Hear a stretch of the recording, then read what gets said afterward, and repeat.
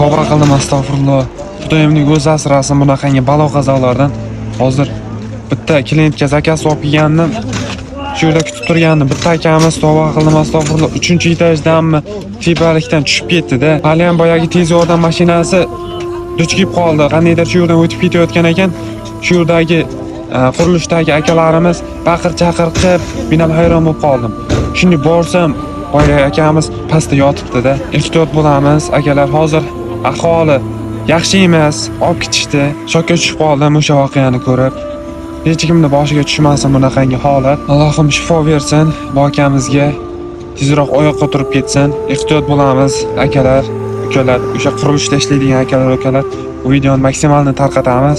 Ehtiyot bo'lamiz. Sizlar oilangizga keraksiz, ota-onangiz, farzandlaringiz uchun keraksiz. O'shaning uchun o'zimiz ehtiyot qilamiz. Endi bilmaydi-da, 5 minutdan keyin nima bo'lishini bilmaydi hech kim. U ham shunaqa tushib ketaman demagan-ku. Tavba qildim, astag'firulloh. Hozir ham to'g'risi shokka tushib qolganman. Hozir bu yoqqa o'tib video olyapman. Rahmat, sog' bo'linglar, charchamaysizlar. Ehtiyot bo'lamiz. O'zingiz ehtiyot qiling.